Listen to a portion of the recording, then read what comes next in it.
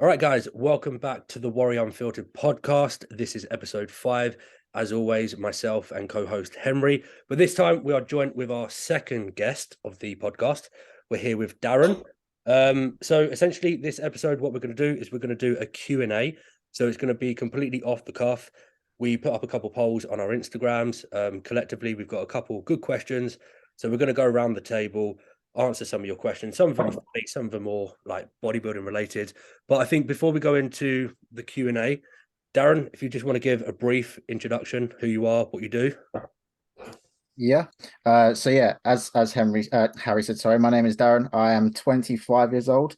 Currently I don't do online coaching or anything like that. I just work like a standard 9 to 5 Monday to Friday job, which I'm soon to pack up and go on my travels to America.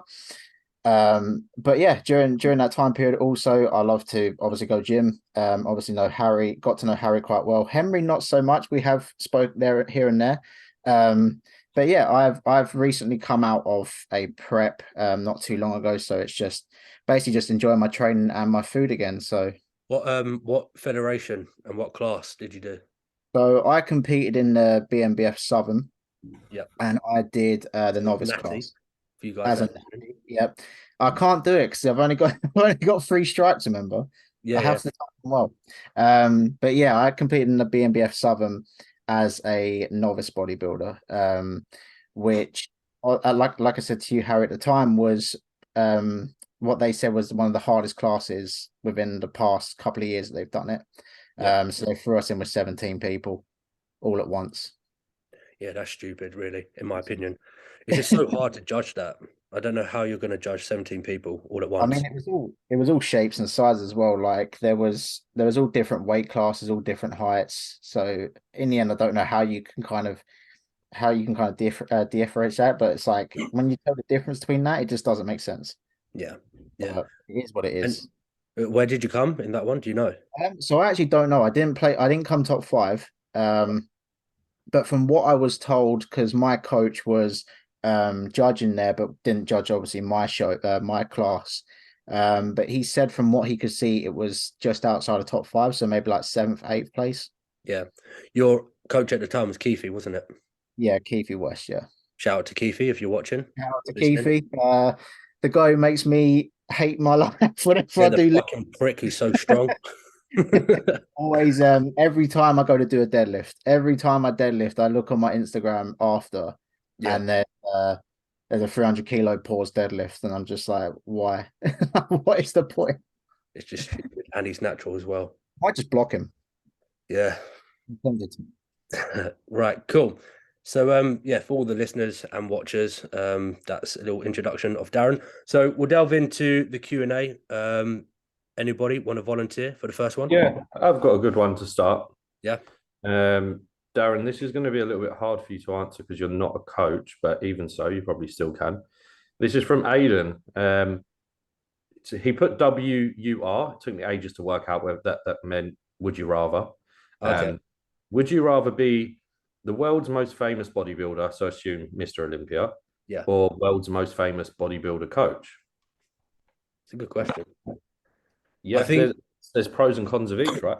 yeah, I think this moment in time, with my current kind of like mindset, it would be the latter. I would rather be the world's famous bodybuilding coach. Yeah, See, I think I would go opposite. yeah, I think I'd rather be the most famous bodybuilder. Only because I look at who is probably the most famous at the moment, which is C-Bum, and I just look at how he lives life outside, and I'm like, I'd love to have that. And yeah, obviously, he's phenomenal. See, I'm going to go. So I initially thought coach, initially thought athlete, and then I debated it in my head because obviously I've had this question before you guys heard it, and I'm like, that's good for a very short duration. Like your career as an athlete is going to be far shorter than a career can be as a coach. yeah, So essentially, we're looking at would you rather be C-Bum or Hownie Rambod? That's the two people that we can compare to. essentially, Mhm. yeah, I would rather coach 10 people to win an Olympia over a 30-year period and just like have all of those memories rather than 10 years as an athlete. And then you just, at that point, to be fair, you're still going to be relevant, but you're not in it as much anymore. Like your career as an athlete is very short. I think the pressure on you to perform every year, I wouldn't be able to deal with that. I think as a coach, you're the behind the scenes person very much, which I prefer for myself. Yeah, because obviously, if you think about it, you got C-Bum now, but beyond C-Bum, it's Ronnie Coleman. Ronnie Coleman's the GOAT, but he's not. I don't want to say he's not that relevant at the moment, but in comparison to like the modern day of bodybuilding, he isn't that relevant. So it's like Oh, I would disagree on that, man. you I would do. have to do it because he's at every show. He's like, I mean, even at the Arnold's UK, the only person on that stage that day to have a standing ovation wasn't an athlete, wasn't a class winner, was when Ronnie Coleman come on stage. Yeah, I no, was there. Yeah. yeah, that's true. I think I meant more so like in terms of social media. Is that just because he doesn't use it as much as the other Yeah, people? Because when you think Jay Cutler, who can be considered up there in that elite, he's very present on social media, and yeah. he's got that huge following because he's got his YouTube. So is that Ronnie's choice rather than I mean, not being? I think also Jay was just more smart with his approach. So in terms of like business and things, he kind of has to be on social media. So I think where Ronnie's not so business savvy, and he's done what he's done, and he's just gone and lived his life, and obviously gone through all the surgeries and stuff. I think Jay Cutler, yeah, I think he's just had a smarter approach to things. So social media is going to be impacted and is going to take charge in at Yeah. that aspect. I think he had obviously that business mentality as he was going through his bodybuilding career. Whereas Ronnie Coleman, it was just obviously he was working as a police officer, but then it was just purely focusing on bodybuilding. That was it. Okay, then putting another point forward. I know we're talking CBAM as a go, but then looking at Open, Hardy Chupin, he's not very relevant on social media. You don't hear from him until it's Olympia. Yeah. So I think it's very much how that person decides to put themselves Yeah. See, in I'm the. primarily predicating my decision on like my ambition to be like IFBB pro. That was never there from day one. We said this the other day. We had this conversation, didn't we, Darren, in the studio? Yeah, I just never exactly. had aspirations to be a pro, so I think I'd pick be the world's best bodybuilding coach. Well, I was saying to you, Harry, wasn't I? Like the other day, I was saying I wasn't even going to compete at one point. Yeah, It just kind of like it just switched, and I thought, oh, I'll give it a go and see how it is. But for me, the only reason I say athlete is because when I was growing up, I've always wanted to be some sort of athlete. Like I played football beforehand, so I've always wanted to be in that athlete mindset. So yeah, for me, I'd rather it sounds bad in a way, but it's kind of just how I am. I like to be told what to do rather than telling people what to do. So if someone is in charge of me and just goes, do this, do that, I'll just do it rather yeah. than me having to tell people. I've just always been in that kind of mind frame and mindset. Right. So what are we going for, Henry? What are you going for, I'm going for coach. I'm gonna stick on Darren? coach. Athlete. Athlete. I'm going for coach. I Yeah. thought that would be the answers we got. I would say, I guess that. Darren, have you got one, or do you want me to go? Yeah, I mean, I'm not going to do one of this because I think that's just aimed at me. Because one was, are you going to compete again? Right. Obviously, you're in a prep, Well, and we can all answer that quickly. Yes, for three of us, isn't it? Yeah. And that's that question yeah, done. Cool. Yeah. Wicked. most likely. Yes, all round. But I have a better question because I actually am intrigued about this. So, if you in sport, if you could be a professional in any other sport, what would you choose if you had to do the athlete side of things? Football, because I'd be caked. Like straight up I financially speaking, I like had football, but I had another thing in mind. I always fancied Formula One. I the always risk to fancied Formula rewards not One there, driving. man. You crash into a wall and you're dead. Both of you are thinking the money side of things. I was thinking, what would I actually be good at? Breakdancing. You could Yeah. do. Is that You could, yeah, is that sport? is that a sport? It could be. Yeah, I think with that approach, if you're thinking about just finances, then yeah, I'd be a football player. Yeah, or do tennis. I Or a mean, box. Do boxers get paid more? No, I'm sure I don't Formula know. One. I think Sure, football. Formula It One really they get depends on the more. footballer. Hmm. No? Do you watch Formula One, don't you, Dan? I do you know what? I don't watch much of it. I watch Drive to Survive on Netflix. That's how I got into it. But I don't watch it much because it's normally like early in the morning. And I can't be asked to watch it. But I know of people and I know how much money is in that industry. Yeah. It makes me think like, I think if we're going purely on the basis of what's going to earn the most, for me, I'd probably go with boxing. right. Yeah, I changed my mind. I think I'll go with boxing. I don't I'm mind I'll, that. I used to do kickboxing when I was younger, so I'd rather do boxing. I'm gonna switch to boxing as well Yeah, because you are then just known as one like badass motherfucker. Like yeah.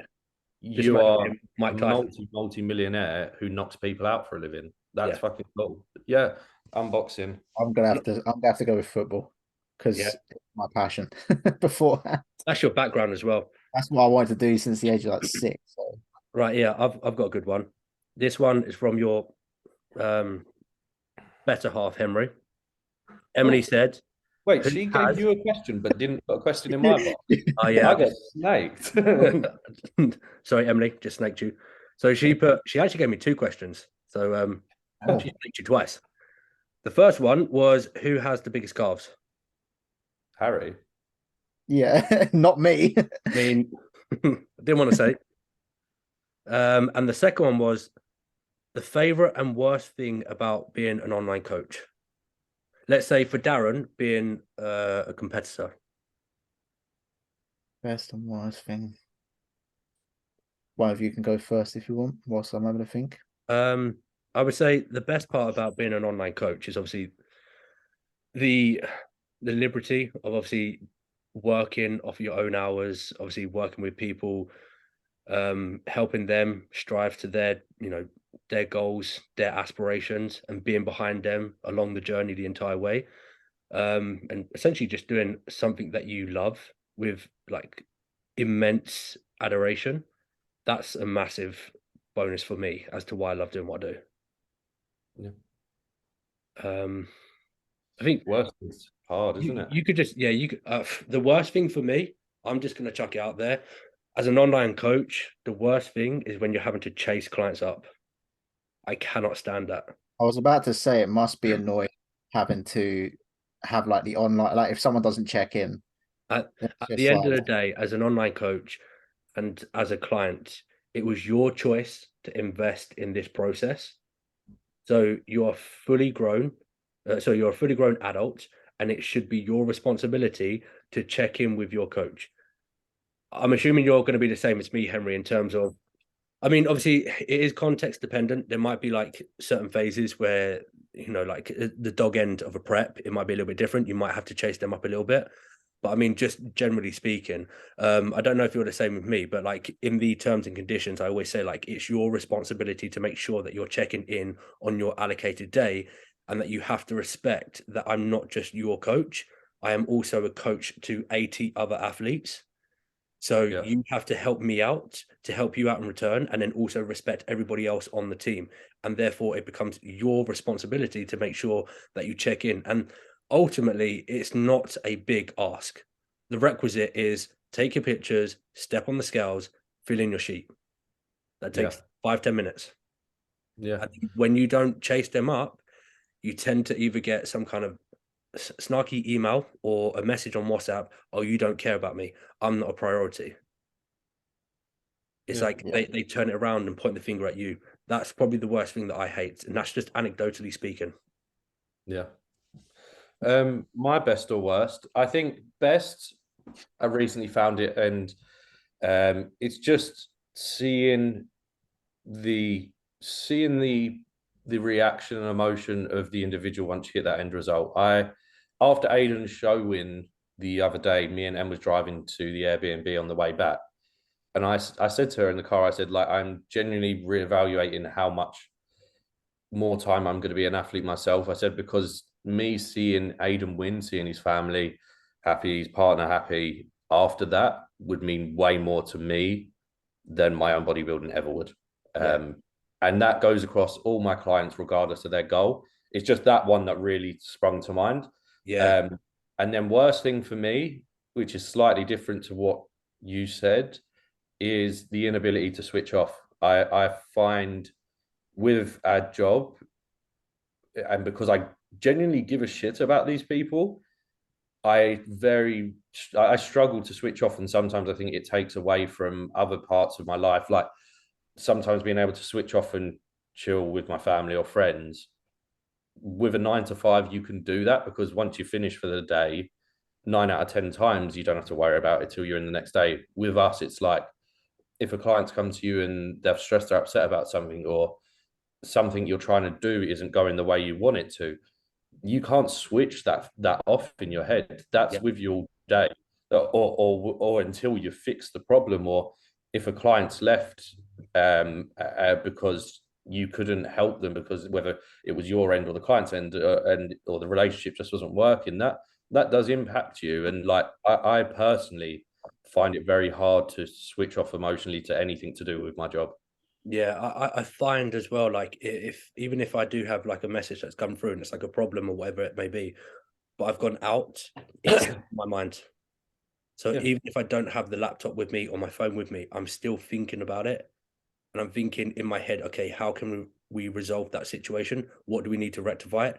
And then that just makes me, I'm distracted from the thing that I am doing in that moment. And all I am thinking about is trying to find like the problem solving for This that. is why I love going to the cinema, because they have blockers on 4G. And it's the only time I'm forced to not see my phone for 2 hours, because I can't go 20 minutes without looking at my phone in case someone needs me for something. Yeah. And that's just because we care. Like that's because we care about these people, and it's just not just another number or a means to make money. But yeah, I think it's a blessing in curse. We love it, but it's very, very hard to switch between work mode and let's actually be present in other parts of our life and give time to people who deserve time as well. Yeah. I think I just want to elaborate on to like what I said about the thing that I hate the most. That purely comes down again to the passion. It's because I'm waiting there. I'm at my laptop and I'm ready. I'm like exhilarated to get that check-in feedback from the client. And I just want to go through their data from that week and give them their feedback. But then when they're not doing their part, I just get frustrated on their behalf.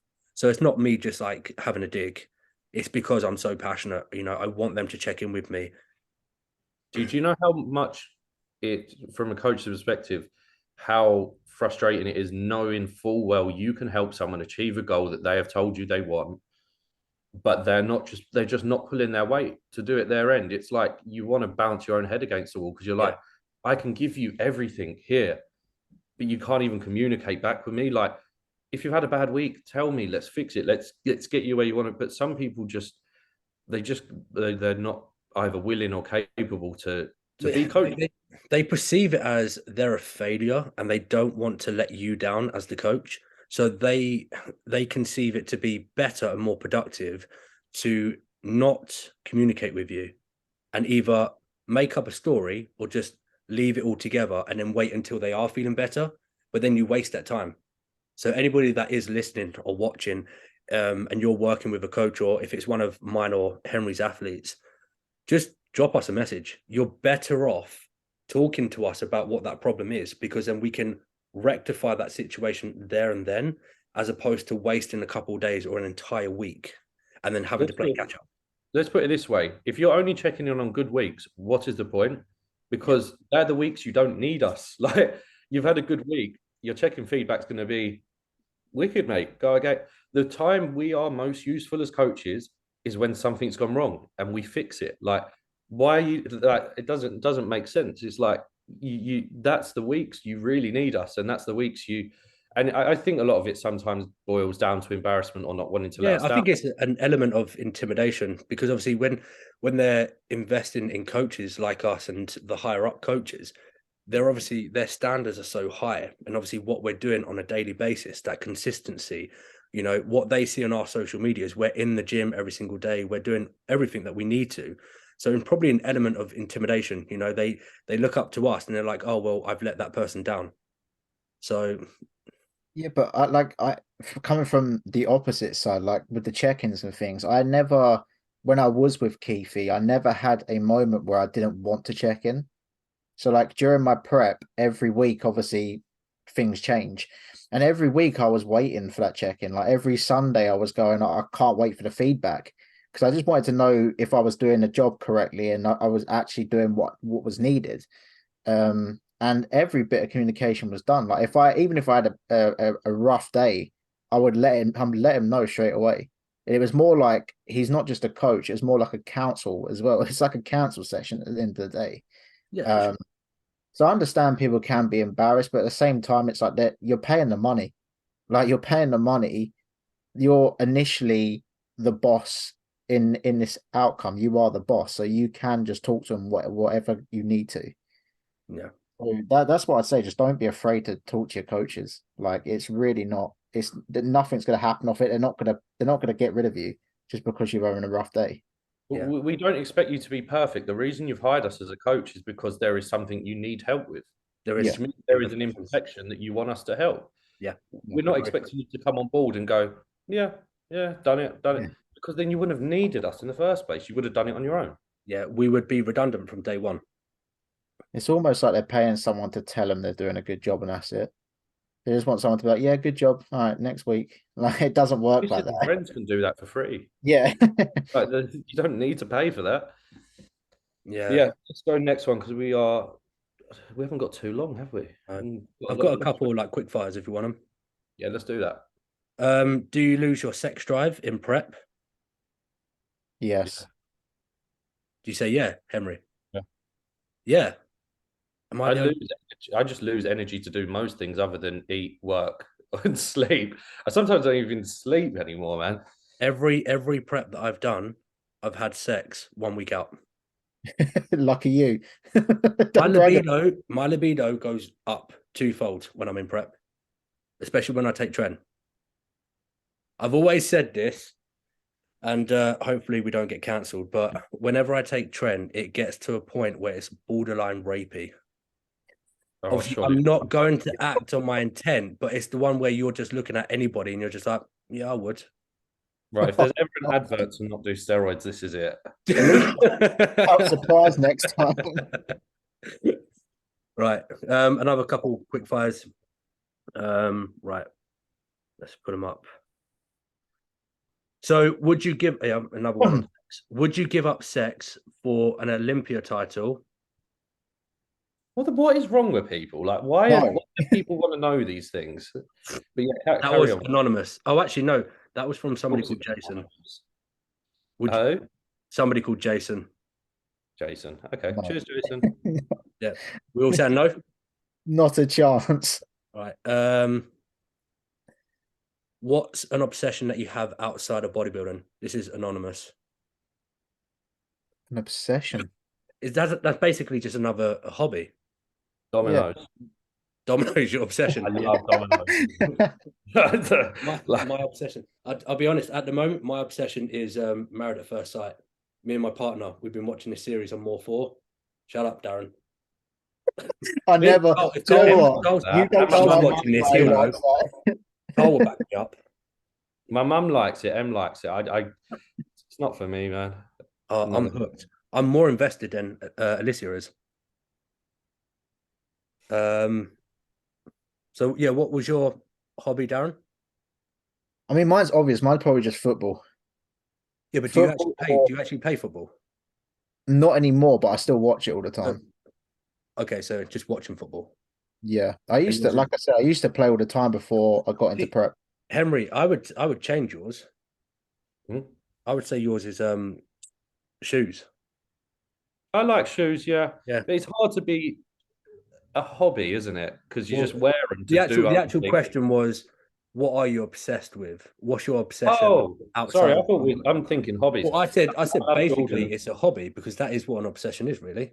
Yeah. I spend quite a bit of time every day looking at StockX and stuff like that. So yeah, I'd say energy. There's my energy. Yeah. I'm going with Married at First Sight.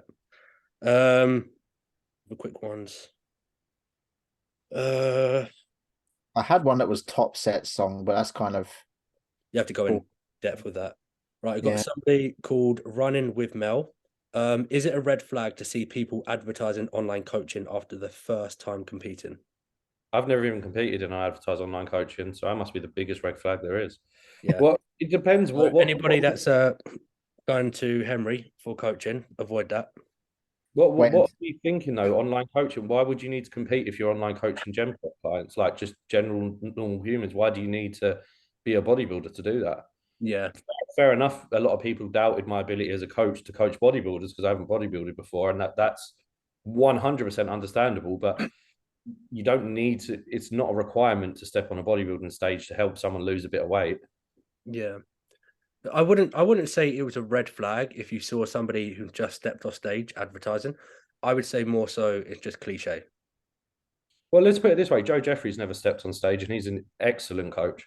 Yeah. So, What about Nathan as well? The wizard. yeah, exactly. Yeah, I think I can understand why people would initially have doubts, but then you need to look at it in a perspective of, well, let's look at their accolades, and then that should tell you. Because I know some great bodybuilders who are absolutely shit coaches. Isn't that a red flag as well? What you have to realize as well, some people don't have the passion for competing. Some people just purely want to be an online coach. So, you don't have to compete just to be an online coach. Yeah, I wouldn't say it's a red flag at all. And I wouldn't say it's a green flag that you have competed to be a prep coach. Yeah, I just think it's just cliche. It's just cliche that you see a lot of these first timers step off stage and then they start promoting and advertising their online coaching. Just cliche. So Sarah _fit86 said, does the steroids really make men aggressive during prep? As I'm worried my boyfriend will be as he's starting his first prep. Yes. I'm joking. If your boyfriend becomes aggressive to you while he's on prep, then essentially I would say that's a problem that would have been there without steroids or not. Like you as a person, your emotions may be slightly enhanced from steroid use, but at the same time, it's not going to change you as a person. If you're an aggressive person, it will make you more aggressive. Exactly. That's what I always say. So, I say if you are aggressive during prep, it's basically the compounds have just amplified that from a neurological perspective. You are already an aggressive person, probably short-tempered, but because obviously you've got to look at the context of it as well. You're going to be in a deficit, you're going to be hungry, you're going to be irritable, you're going to be tired, sleep deprived, and then the drugs as well. So collectively, you are going to be a little bit more aggressive and blunt. I wouldn't say aggressive, but blunt. Yeah, that makes. Yeah. Let's put it this way: if he hasn't been aggressive to you at this point in the relationship, he's not going to do it on prep. That's pretty much the case, isn't it? Yeah. Jake92.ig, would you rather have to always say what you're thinking or never see again? I can barely see anyway. I'll go with that. I mean, I tend to always say what's on my mind anyway, so yeah, I'd be the same. I'll be banging trouble if I did that, man, because I have some weird intrusive thoughts in my head.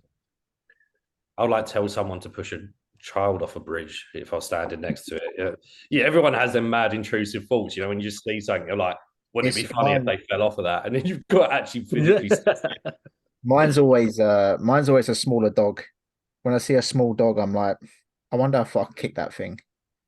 Like, yeah, right. end well, but then also it wouldn't end well being blind because you ain't gonna do much of that. It's a lose-lose question. This isn't there. You're never winning here. No. Here's a quick one. So from bb.fitness, no actual name. What got you into bodybuilding? Me, being every other sport I did. That's what a lot of people do. Fair enough. For me, it was my father. My dad got me into bodybuilding. Darren? Yeah, so did mine. Initially, my dad took me to a proper old school bodybuilding gym. But yeah, that led on. I was playing rugby at the time. I never come off the sub bench. I thought we might as well just do this instead. Darren? You know what? I actually don't even know what actually got me into bodybuilding. I just started watching videos and thought it was interesting. I thought I'd give it a go. Of who? Just like the common people, like your Chris Bumsteads, your who else was pop? Do you know what? It was more the lower. It was more the natural people. So like, I don't know if you've heard of him, George Osborne. Yeah. There was George Osborne, obviously Keefe, AJ, people like that. I started watching that and thought, oh, I'll give it a go. It was more, I'll give gym a go, and then started getting into the bodybuilding from there. Like Natty's like Liver King and Mike O'Hearn. Yeah. And, The Liver King inspiration. Right. Anybody got any more quick fires? I don't have any quick fire ones. We may need to do a second episode of this to cover more. Yeah, I have a quick one. So, would you rather date someone that's 10 years older or 10 years younger? My missus is well 10 older years than me older. anyway. So Well, my missus is 10 years younger than me, so shout Mine out. would be 10 years older, for sure. keep them nice and fresh. Oh god, that's even bad as the trend comment.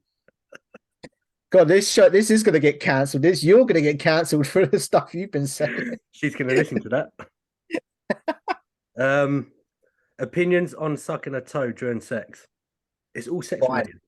It's fine. You've got two coaches and an athlete here that you could ask questions that benefit you, and you want to know if someone's sucking the toe. Yeah. No, it's good. It's fine. Whatever floats your boat. Yep. Why do you need us to justify you doing that? That's the question. That basically says they do it, but they want us to agree and justify it. So I'm not If you helping do you. it, If you do it, just enjoy it. Like yeah, that's it. If you do it, you enjoy it, crack on with it. Yeah. Right. Should we leave it there? Yeah, let's wrap this up before we get cancelled any further. Yeah, I reckon we'll do a part It 2. won't be us, Henry. It'll be Harry. We haven't said anything. The title is called Warrior Unfiltered. So, Cancelled warrior. right.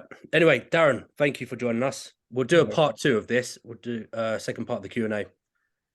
Yep. Cheers, guys. Boys, good to see you. I'm catch you on the next episode. Speak Yeah. soon. See you guys.